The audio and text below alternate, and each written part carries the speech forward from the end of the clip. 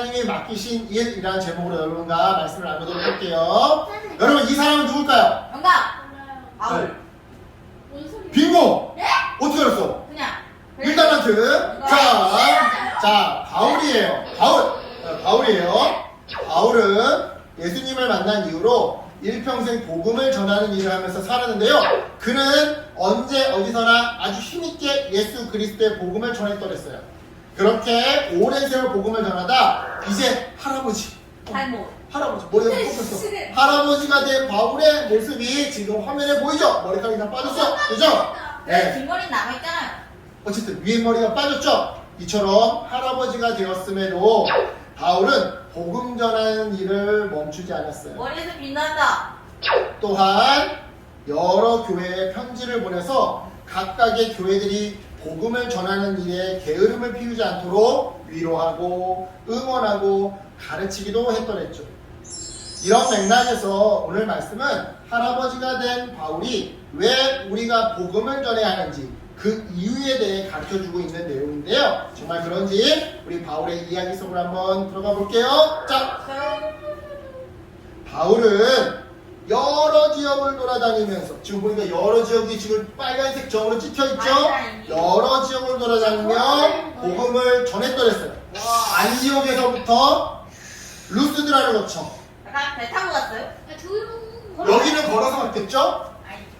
여기는 걸어서 갔고 드로아에서 아테네로 간 거는 사실은 여기서 빌립보를 거쳐 갔는데 여기 드로아에서 빌립보로 넘어갈 때는 배를 타고 넘어갔어요.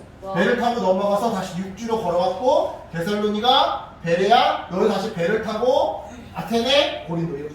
그리고는 방문했던 도시 중 많은 곳에 이 교회를 직접 세웠는데요.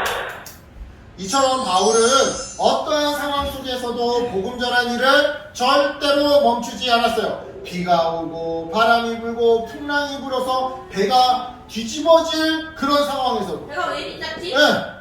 심지어는 돌에 맞거나 매를 맞아 또한 감옥에 갇히는 일이 있다 하더라도 바울은 복음 전하는 일을 절대로 멈추지 않았죠. 왜냐? 하나님께서 바울과 함께 하셨거든요. 오늘은 바로 이처럼 바울과 함께 하셨던 하나님에 대한 이야기를 나눠볼 건데요. 바울이 고린도라고 하는 지역에서 복음을 전할 때의 일이었어요. 자, 고린도. 여기가 고린도예요. 자, 고린도는요. 아가야 지방. 여기가 아가야 지방이야. 요 위에가 마게도니아 지방이고 요 아래가 아가야 지방인데 이 아가야 지방의 수도로서 그리스의 대표적인 항구 도시였죠. 그러다 보니까 많은 배가 고린도를 찾아왔었고요. 그 덕분에 상업과 무역이 번창해서 돈과 물건이 넘쳐나는 아주 풍요로운 도시였는데요. 하지만 안타깝게도 이곳에는 예수님을 믿는 사람이 별로 없었어요. 오히려 지금 보니까 그지? 오히려 다양한 우상을 위한 신전들이 많이 있었던 도시가 바로 고린도였죠. 실제로 고린도에는요 유명한 아폴로 신전을 비롯해서 우상을 섬기는 신전이 12개나 있었다고 하는데요. 고린도 사람들은 각종 우상을 이 12개의 신전을 돌아다니면서 섬겼더랬어요. 그리고 동시에 방탕하고 타락한 생활을 하기로 유명했었어요. 문제는 이처럼 우상이 가득한 고린도에 바울이 맨 처음에는 혼자 복음을 전하러 갔다는 사실이었어요. 하지만 실제로는 바울은 결코 혼자가 아니었죠. 왜 혼자가 아니었냐? 목사님, 먼저는 혼자 들어갔다면서요. 근데 왜 하나님께서 나중에 여러 사람을 바울에게 보내주시사 함께 일할 수 있었기 때문인데요. 하나님께서 보내주신 첫 번째 사람들은 바로 브리스길라와 아굴라 부부였어요. 자, 여기서 문제. 여기 두 사람 중에 누가 브리스길라고 누가 아굴라였을까? 여자가 브리스길라고요. 남자가 아굴라예요. 근데 여러분 이거는요 굉장히 신기한 거예요. 왜냐하면 성경에서는 항상 남자 이름이 먼저 등장해요. 근데 여자 이름이 먼저 등장했다는 이야기는 뭘까요? 여자가 굉장히 훌륭했던 사람이었다는 뜻이에요. 여자가 그냥 보통 훌륭해서는 안 돼.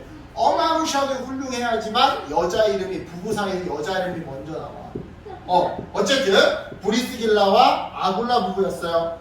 자, 유대인이었던 이들 부부는요 원래 로마에서 살고 있었어요. 마치 한국 사람인데 미국에서 살고 있듯이 이 사람들은 그렇지 유대인인데 로마라고 하는 대제국의 수도 로마시에 살고 있었어요. 하지만 유대인들은 모두 로마시에서 떠나라는 추방시키는 로마 황제의 명령으로 인해서 이들 부부는 로마에서 지금 이 고린도로 오게 되었던 거죠.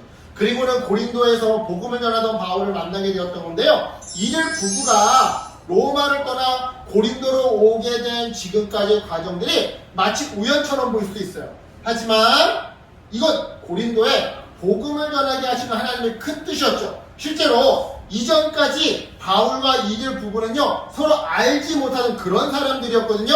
하지만 우연하게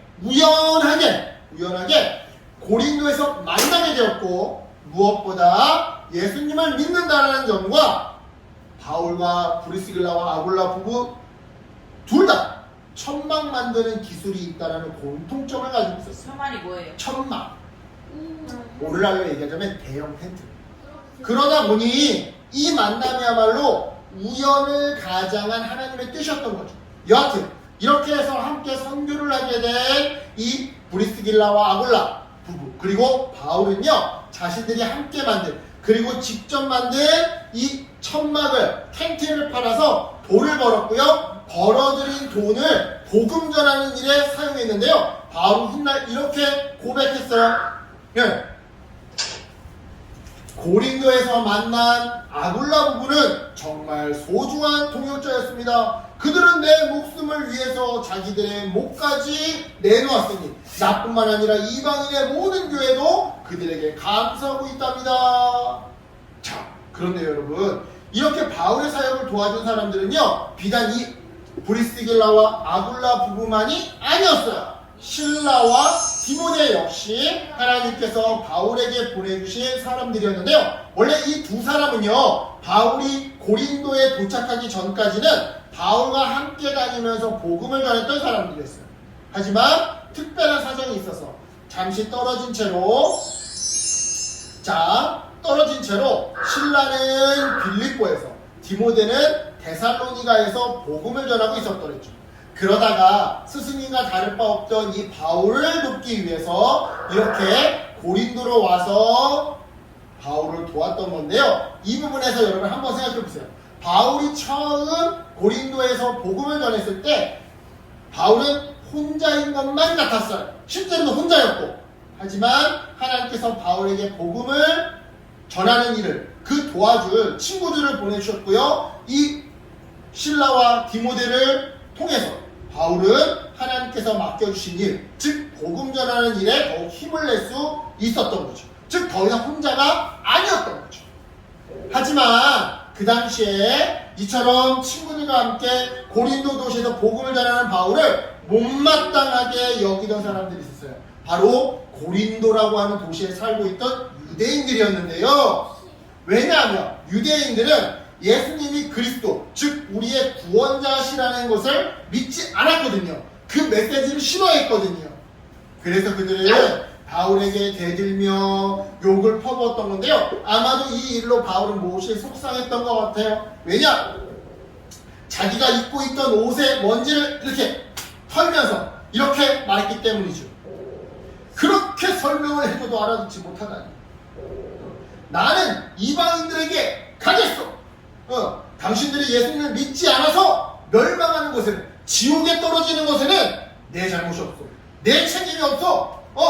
내가 예수님을 전해도 당신이 예수님을 믿지 않았으니 책임은 여러분들이 지시오.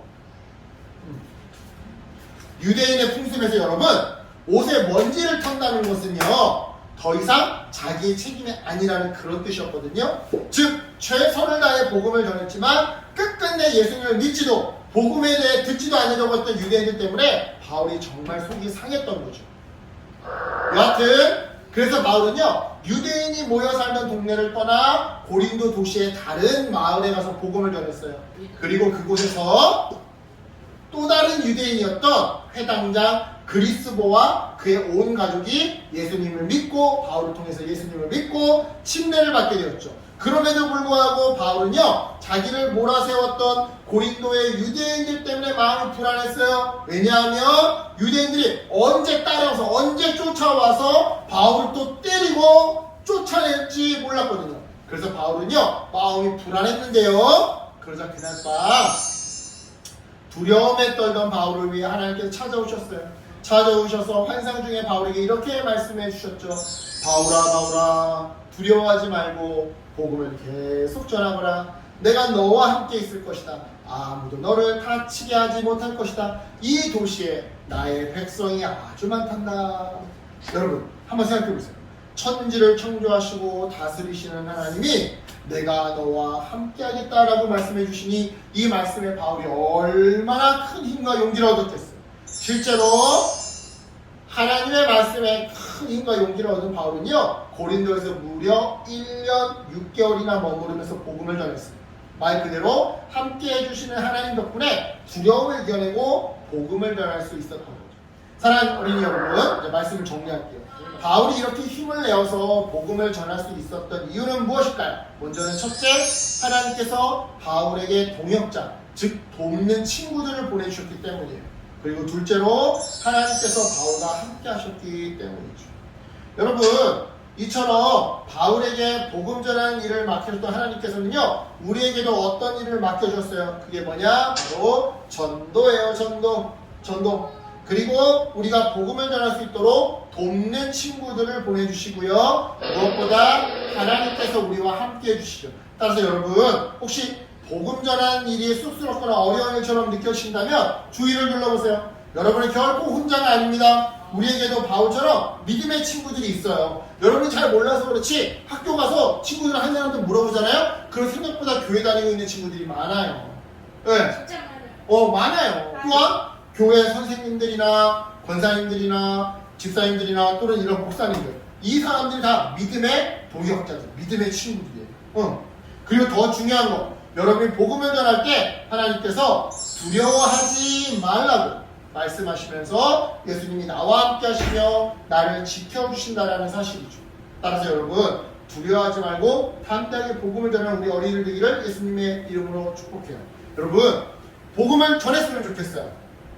학교에서 친구들 중에 교회 안 다니는 친구가 있다고 한다면 엄마 아빠가 교회를 다니지만 얘는 교회를 안 다니는 친구가 있다면 우리 교회 같이 가볼래?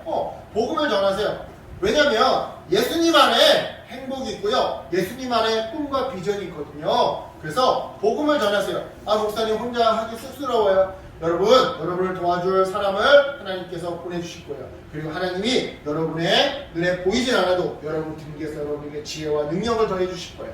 여러분 하나님을 의지함으로 친구들에게 담대하게 복음을 전하고 전도하는 우리 어린이들 되기 하나님의 일꾼들 되기를 예수님의 이름으로 축복합니다.